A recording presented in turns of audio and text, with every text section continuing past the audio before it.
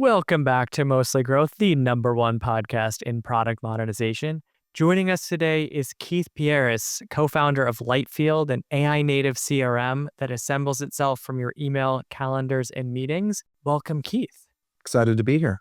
Now, I feel like we have to talk about what everyone's talking about, which is the OpenAI and TBPN news. I initially thought it was an April Fool's joke. Turns out it's real. Is this going to, take OpenAI to the next level?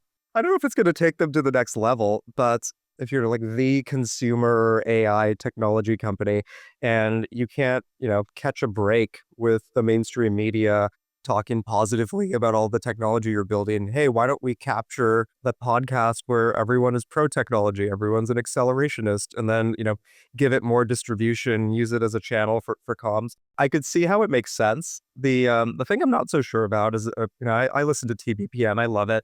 I don't know what their reach is like outside of tech. If OpenAI is going to be a consumer company that reaches 2 billion people, I don't know what the value is, but what do you think, Kyle? I definitely think that companies, like tech companies, need to get better at storytelling and telling direct to their audiences. Like, we can't rely on press, for example, anymore. Press releases are just practically useless, I feel like, at this point.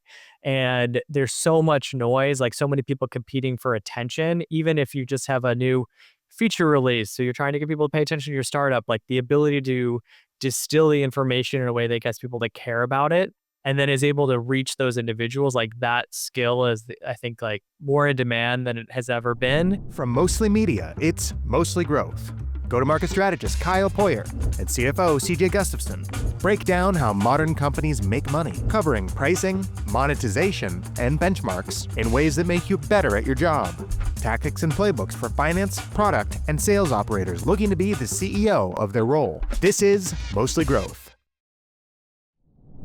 This trend of tech companies buying media companies has been accelerating. Plaid bought a company recently called This Week in Fintech. HubSpot bought a company recently. So that part is not so surprising for me. I think the big challenge is the TBPN model is kind of predicated on having access to great guests and having a lot of objectivity. And I'm not sure if they'll have access to the same guests and they'll be seen as objective. I'm also wondering what the reach will be going forward, because some people may tune out, nothing against them, but they just hey, this is now a bot show, right? And what the TBPN guys have done better than anyone I've ever seen is actually mobilize their advertising partners, the ones who are paying them to promote them. And so now that they have essentially just one boss or one advertising partner, you don't have 20 to 25 sponsors per year saying, look at what we did. Because a lot of people looked at their show as a luxury product that they would brag about. We raised this next round of funding. We've put it towards this. This is a huge cultural moment for us to be a part of the show. I don't know if you still have that pull anymore to keep pulling you into more people listening to you. Yeah, I think that's right. It's hard to imagine them being, the unbiased source for tech news going forward. I wonder if there's a Robinhood Snacks angle. They see their biggest challenge is educating the public on how to use AI and what they can do with AI. And it just becomes this tool of getting the guys to make videos and get people educated, all the things you can do with LLMs. Kyle, what were some of the prices you heard being thrown around for this show? They did, I think, $5 million in revenue last year as a business. They were projecting $30 million for this year, but it's still early, so who knows on a media company. And the price tag was low hundreds of millions. So pretty high multiple on a media company, especially one that's highly niche and in tech and dependent on a few people. I'd hope for their sake that they structured it in a way that locks the founders just in and gets them to stay for a while, because I think one of the biggest risks would be that the key players leave. I always wonder how you value a company like that. Is it based on a typical DCF model where it's based on the profits? For them, they're probably looking at it what's the value per potential listener? You give them that much credit? I don't know. I mean, he said that he thought about their total addressable market as only 200,000 people. Now, if you have the right 200,000 people, that could be amazing. I'm sure if you had a podcast and only 32 people listen, but they were the 32 NFL owners, that's a very valuable podcast. I'm sure someone would pay for that. I don't know, Keith. How does a company square up? Do you want to buy a media company? I'm not yet ready to buy a media company for Lightfield, but it's funny. We talk about buying the audience, and I don't think that this is about buying the audience at all. I mean, your ChatGPT has way larger of an audience than like every tech publication combined. I mean, I wonder if they're looking at it like, look, we've got like 1 billion actives. Can we get these guys to convince, a higher percentage of these billion weekly actives to spend $200 a seat a month? Could they make $300 million off of that lift? I mean, I could see it. These media assets are very hard to value. And so the price that I tend to find companies paying for them is like relatively de minimis relative to the company valuation. And it would like the ROI could be really high, but it's so theoretical and hard to prove. And so it's like the risk is low, the ROI could be high, and it's just seen as like a marketing bet with asymmetric upside. Yeah, it's in a portfolio of larger bets. Shifting gears a little bit, I think we're in a little bit of a bubble in tech, right? So like when OpenAI announced buying TBPN, that was everywhere in the feed. I think the other thing that's been everywhere in the feed lately is Claude Code. I like can't log on to LinkedIn or X or look at a newsletter piece without seeing someone talk about Claude Code. We're in this environment where like everyone is obsessed with building. And at the same time, Keith, you want companies to just take advantage of all the things that you've built for them that is like purpose built for a specific use case. Like when did the pendulum start swinging so hard towards build over buy? And like how long do you think this is going to last? I started my career here 2011 in San Francisco, and I joined Facebook Series D. And at that time, I don't know if you all remember this. I don't know how old you are, Kyle, but people were sharing images on social media like every single day. On Instagram, people were sharing images like twice a day. What you were eating, what you were doing, what you were like notebook in class, like a party. There's this like absurd demand being created for oversharing your life. And I think it happened because the sort of cost of sharing, approached zero. I mean, if you remember pre-social media, for me to share something, I needed to take a photo with my digital camera, right? Upload it to my desktop and then, email my mom or email whoever or upload it to Flickr. Sort of taking the cost of doing that to zero, you created this crazy demand for something, this artificial demand that sort of went away after novelty. That's how I feel about Claude Code right now, which is, we've suddenly made it possible for way more people to build apps, good apps, than ever before. Even for those of us that make software, we've sort of reduced the cost by order of magnitude, maybe 2 orders of magnitude. So as a result, we're all building a bunch of stuff that's we probably don't need to build. And I think that we're in this like novelty stage of building, but I imagine in 4 years this is going to go back down to, well, what do I need to build? And it turns out that, not everyone has a new app to build every week. Yeah, I feel like I keep seeing more or hearing more and more stories that it's like, I spent $200 to build this workflow, and the workflow is like a kid pickup app that could have just been in a spreadsheet in Google Sheets or something. Just because you can't upload that photo of like that random like lobster you got this summer, like nobody wants to see it. Like it also democratized the ability just to like upload shit you probably shouldn't, like stuff that people actually don't want to see. So there's probably some of that going on in the hobbyist world too, where people are just figuring out like, this is so exciting, I can build this thing. It's like, yeah, you probably didn't need to though, and you probably spent more on the tokens than you originally budgeted for.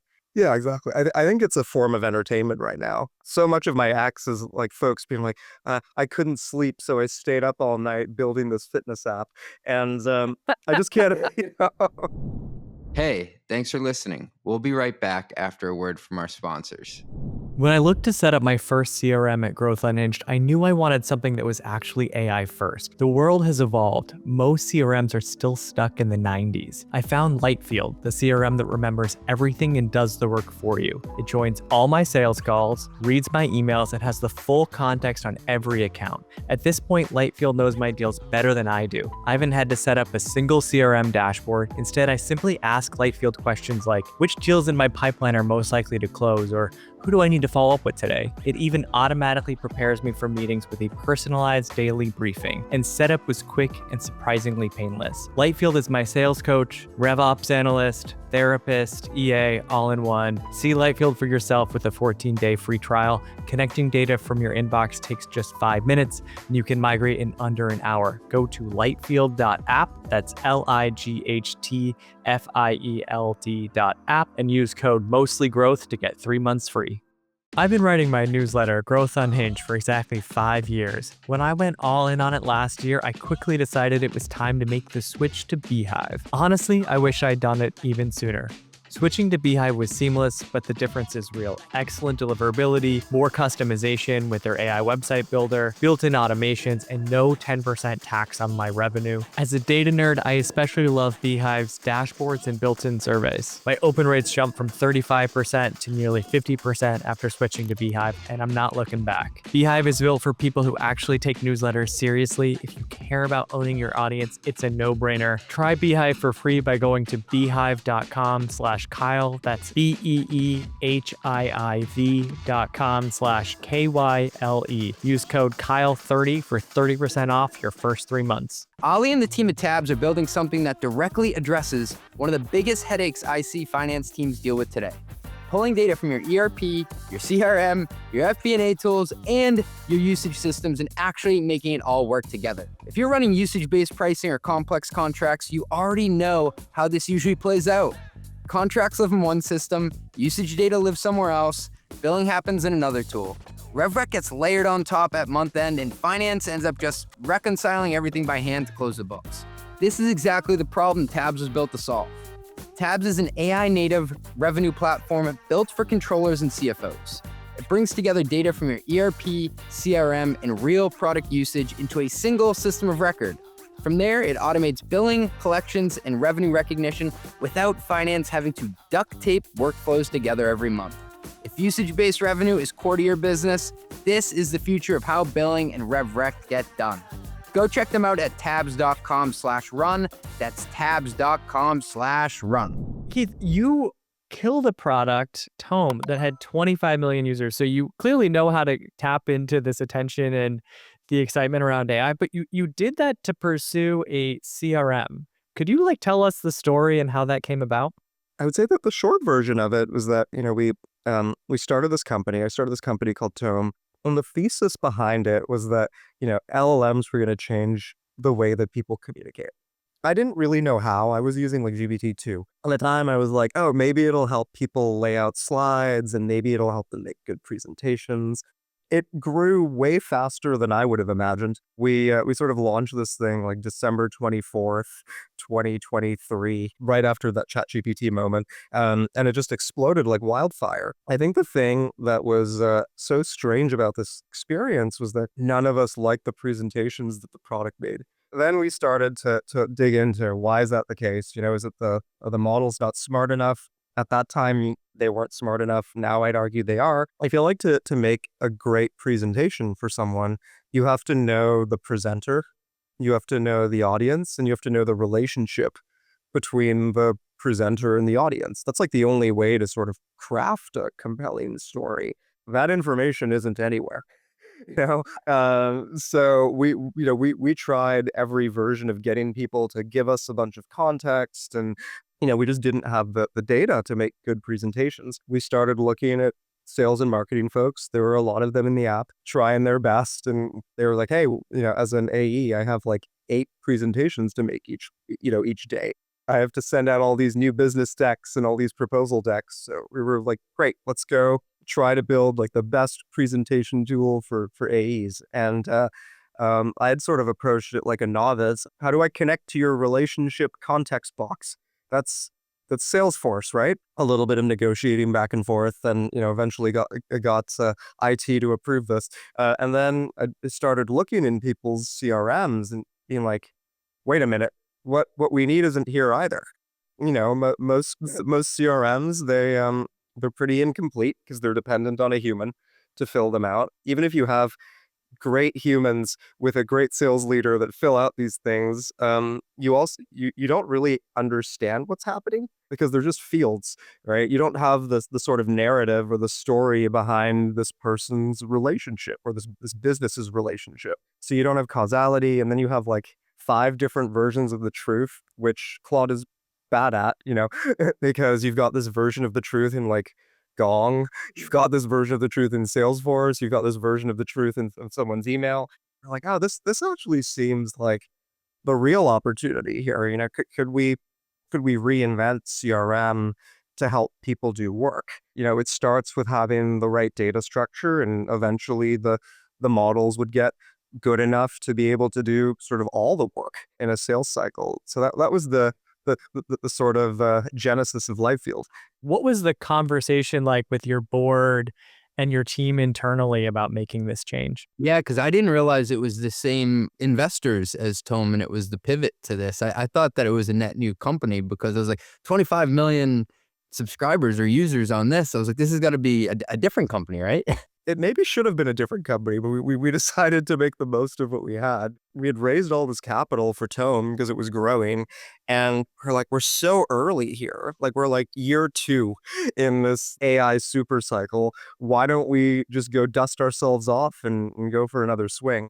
I mean, I would say our investors were like skeptical and then supportive, because we had to make some big changes. At Tome, we had 70 people. You can't pivot the whole company with 70 people. There's so many folks that are like, what do I do? What does this mean? I thought I was going to have a liquidity event in 2 years, and now we're starting from scratch. So we sort of went down to 7, which was, rough and unfortunate. I think there's like a Jeff Bezos quote about how to invent something, you need a team that can be fed by 2 pizza boxes. We sort of sold them on like, look, Claude's going to make presentations, or ChatGPT is going to make presentations. So this isn't the most important thing to own. Reimagining CRM for the new world, that seems like a pretty valuable thing. I think the only way to attack it is from the bottom, which is to start with new companies and grow with them. Because I think migrating old companies will just take too long. And it was like, we're pretty good at that stuff. We're good at building product for startups and SMBs. Eventually they came around to, why don't you guys use the money to go build out Lightfields? And, it's messy, but we'll figure it out. And we sort of went into hiding for 2 years to build the thing. Now, looking at this AI CRM opportunity, I mean, if I look at other AI categories, they seem to be hitting tipping points when, maybe there's not a whole lot of adoption, and now all of a sudden it's sort of the hot thing that everyone is clamoring for. We saw that with AI coding tools, saw that. I'd say the design space has some of that. AI for CRM feels like, a big change and something that people really have a hard time wrapping their head around. Why, in your opinion, has maybe CRM not had this moment yet? And what are some of the things that you're going to do to try to catalyze this moment? You sort of have to start small and grow, which is to say that if you go to a Costco or a Walmart and you're like, hey, I want to rip out your Salesforce and put in this new thing that will let you do work, they're going to be like, I have no idea how I'm going to completely change what 50,000 people do every day. Not just those 50,000 people, they're like hundreds of systems connected to Salesforce. So I think it's very hard to start at the top or start with large companies, given the sort of complexity of the build. You have to start with small companies. And even to start with small companies, there's just so much core CRM to build before you can get to the value. I think in some of those other industries, you just have good context engineering and like nice prompts, and you're able to sort of get value right after that. Whereas with CRM, you have to build out the data model, all of the objects, all of the integrations, like how opportunities work, all the APIs. So it's sort of the ultimate like marshmallow test, like 2 years of deep CRM data modeling before you reap any of the AI rewards. So I think that's why it's we're just starting later. For us, it took us 2 years before we were able to serve customers and make them happy. And now we're like reaching that tipping point of, wait a minute, the core CRM works. It works when the CRO lands, when they have to forecast, when they need to plug into their ERP. And because all of those things are checked off, now they can sort of benefit from, the sort of prospecting that sits on top, or the account plans that sit on top. It's just taken a little longer because of that. Keith, you bring up such a great point that it's not just building something and having people interact with it, because technology is a combination of like people and then using what you've built and to augment whatever job is to be done. He brought up how many integrations a CRM has. You're the nexus for all the stuff that hooks into it. I find it underrated how much work has to go into building all those connectors. It's high pain, high reward in the sense that what's exciting about the future here, I think someone could build a world model of your business. Right, like someone could build the if you want to go to Westworld for a moment, like someone could build this like mini universe that like resembles like your business and your customers, and you could use that to obviously you could use it to sell deals, like no question, but you could also use it to figure out like how big are we going to be in 4 years? Like who are our competitors going to be? What are our risks? Who do we need to hire? You could imagine this is like a almost like a crystal ball. And I think the CRM has the best shot of being that because, there's this like cultural belief that everything needs to flow into the CRM. I think everyone wants to connect all of their data into CRM and then we just have to make sense of it and build these rich stories. So I feel like we've been given the gift of pain of, being able to build 1,000 integrations because that's what our customers want. And that the sort of reward is that we have the shot at building the mini version of your company. You're an optimistic masochist. I love it. I figure there's so many startups out there, right? I think the most interesting spaces are the ones that have incredibly high pain, and take an incredibly long time because it means that, that there won't be 100 competitors. I was doing a Peloton workout the other day, and I usually get like pissed off at like the fake inspirational stuff they say, but this one actually got me. She's like, "You don't have to do this workout. You get to do this workout." Wait, who is your go-to instructor? Jess Sims. I'm a Ben Aldis guy. Oh, he's pretty like good. Just straight to the point and plays good EDM. It's all about the tunes. So Keith, I mean, this is a category that's been around obviously for a long time. A lot of people know Salesforce. They'll also know modern, using quotes, CRMs like HubSpot that are still even, quite legacy at this point. How do you even get people to be aware that there's an alternative to even just think about an AI first version of this? Like what are some of the things that you're doing to generate awareness? It's a good question. I started with the market, which is to say that I think CRMs and actually even HRIS, they're like not things that people talk about all the time.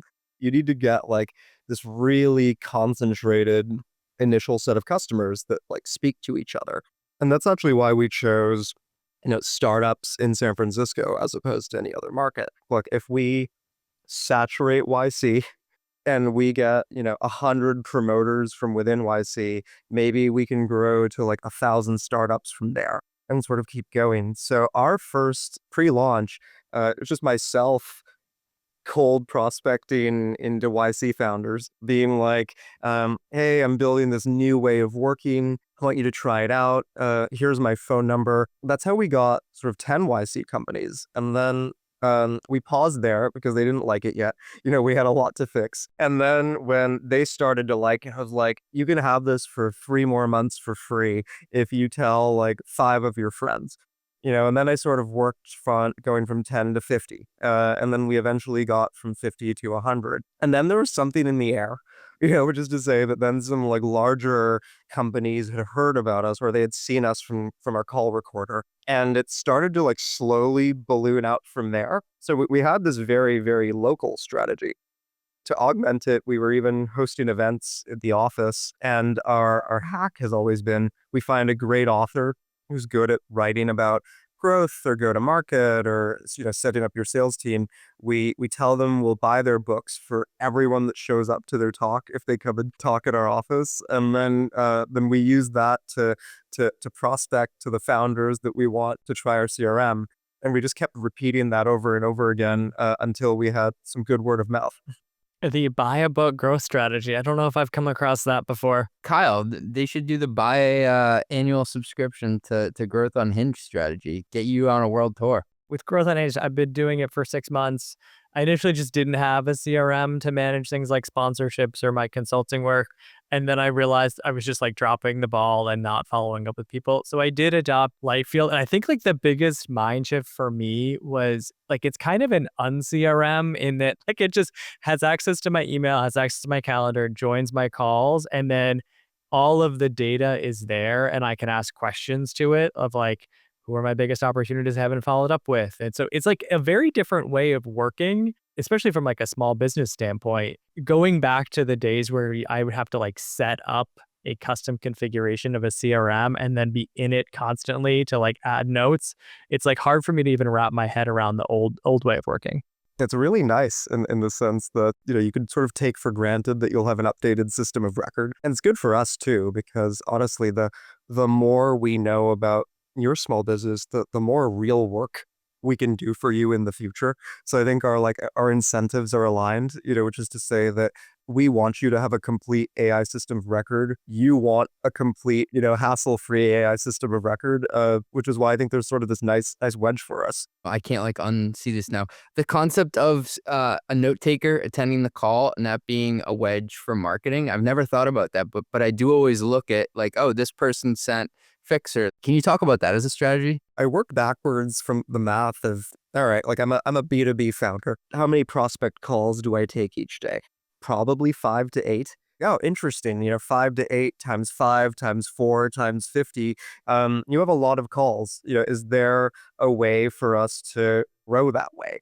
Especially if you're a B2B founder selling to another B2B founder, which is usually like how you get off the ground, right? Or like, wait a minute, you're totally selling to people who should use Lightfield. We started with, all right, well, we'll let you unbrand it if you want. We don't want to be imposing, but we'll start with the default Lightfield logo in the meeting recorder and see where it goes. And it's created a ton of word of mouth. What, 75% of our signups are just organic word of mouth. And I think that's been a big reason for it. For what it's worth, we partner with Granola. You can connect your Granola if you want, but we found that if you're really doing B2B sales, you want the video. You want to be able to see like their workflows, their expressions. Maybe you're happy with a Granola or a Notion for your internal meetings, but for your external meetings, you definitely want the call recorder there. Yeah. Or if I'm a CRO, I want to see my AEs. Pricing for Lightfield is per seat, which I thought was dead. So how did you choose per seat? Kyle has circled this question for 3 months, Keith. He's had it on his big pad of paper. Got to ask him about seat-based pricing. It's been one of the perpetual debates of at Lightfield. I think a lot of the per seat consumption-based pricing discussions have been anchored on what are your cost of goods sold versus what outcomes are you creating for your customers. I think this is one of the sort of tricky puzzles with an AI CRM. We obviously pay per call, per email, per data source synced, but we're not really creating value for you at that per call, per email, per API synced. It would be crazy for me to tell you, Kyle, I'm going to charge you, per call that you have just to fill out your CRM, even if it ended up being the same price, even if it ended up being the $79 per seat per month. I think it would feel strange in a way that's, it doesn't feel strange with your cursor bill, or your Claude code bill, or maybe your Sierra bill, for closing customer conversations. So we sort of asked ourselves, like, what could we charge so that it covers our costs for filling out your CRM? Because you want a full CRM, we want your full CRM, so that, eventually we can charge you for good prospecting, good proposals, good account expansion plans. And we thought that this was sort of the sweet spot. We make a tiny bit of profit for someone just running the AI CRM, but then our real business that we're going to build on top is just being able to do great work for you with great data. Yeah. So this is like your wedge. And so simple, predictable pricing. And then as you can take on more work, you can charge separately on top of that. This is maybe counterintuitive. I feel like everyone in sales tech or go-to-market tech is so short-term price seeking. And I was like, we're just going to build an incredibly long-term greedy company. What is the most like long-term greedy thing we could do instead of short-term? And it would be to like let people build whatever they want in chat and our API. We look at that data, understand it, talk to you about what parts you would pay for and not pay for, and then come up with like a really rich consumption-based pricing plan or solution-based pricing plan on top of it. So that's what we're sort of in the middle of at the moment. I think Pylon has a similar strategy in the customer service space. And I think the only other model I've heard that I thought was intriguing in this type of space is kind of a pricing per agent model, where any human user actually, like, there's a one-to-one relationship. They get their own agent, but then you can start adding agents that kind of take on tasks for you.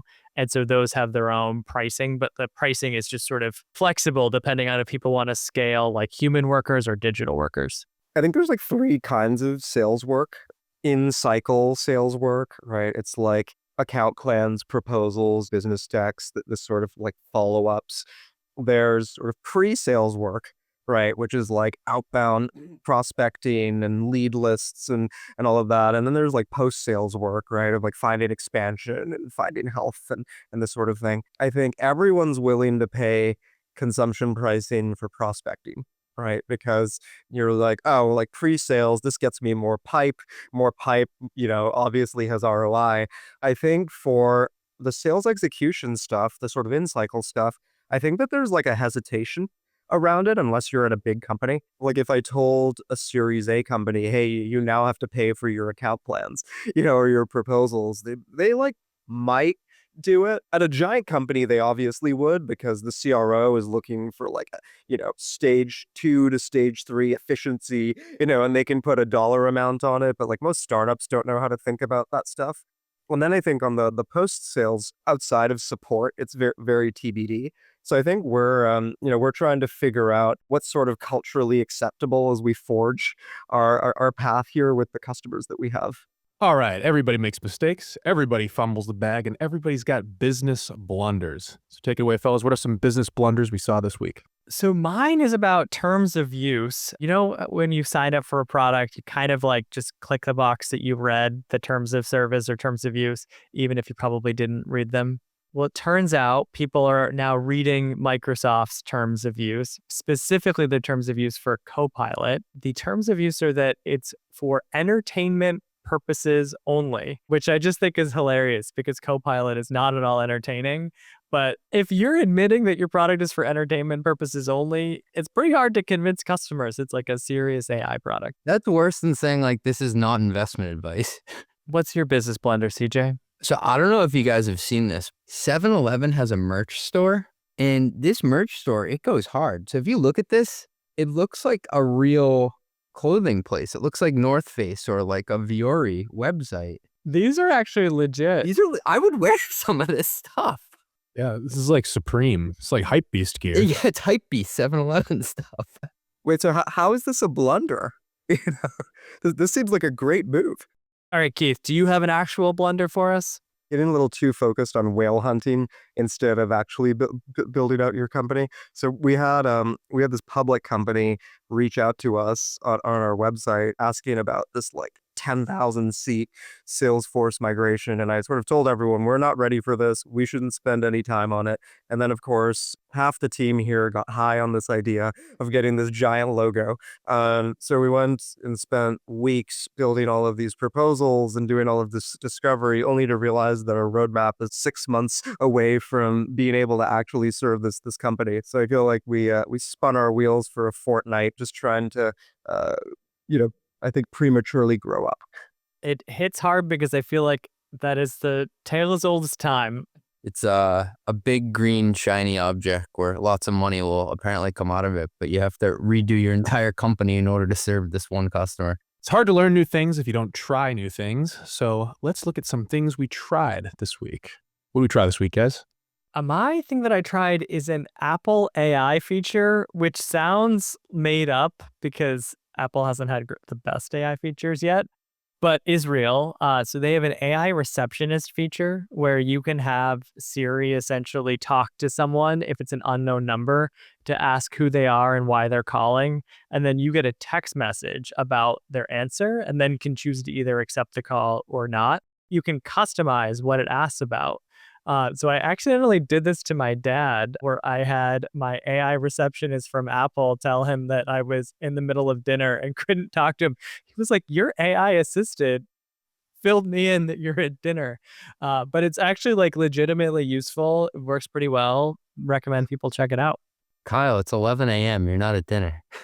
Hey, my AI can tell them whatever it wants. All right, I got one. And this is as of like 30 minutes ago. So before we hopped on to record this, my dog was going nuts at the door. And so I asked my wife, I was like, why is Wally losing his mind? She's like, there's a man going around door to door and he's selling milk. I'm like, what do you mean? She's like, he's a milkman and he's trying to sign us up for this subscription plan. And she starts pitching me on like, it comes in glass bottles. There's no plastic there. It's like homogenized 17 times. She's going through all these things. She's like, it's $1 cheaper than the store. They deliver it and stuff.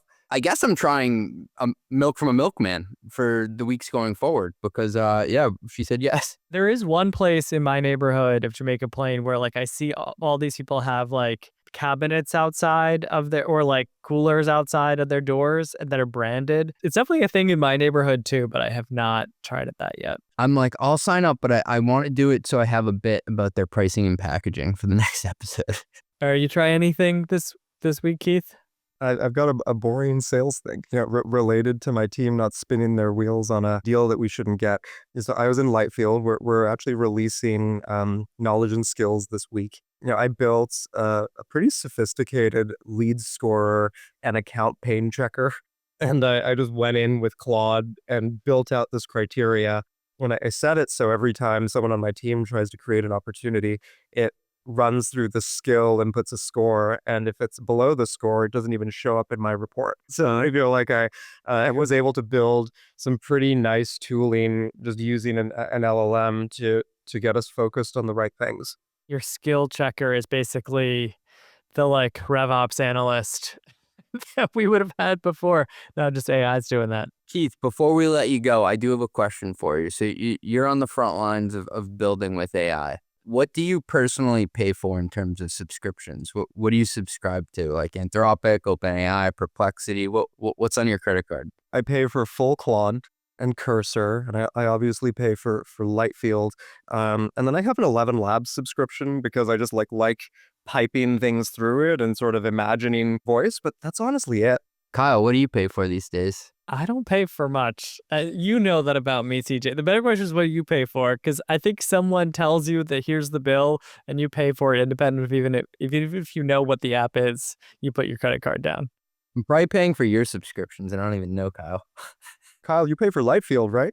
Use Lightfield. You guys thankfully comp that, but I would pay for it. It is good. Good to know. Mostly Growth is a Mostly Media production. Executive produced by Ben Hillman. That's me. Additional production by Steve Sarasoli. Nothing said on this podcast is intended to be business or investment advice. It's the sole opinion of CJ, Kyle, and Ben. Just some guys who love talking growth. Mostly. If you like this podcast, hit subscribe and give us 5 stars. It'll only take like 2 seconds and our algorithm overlords love it. Drink water, call your mom, and have a good day.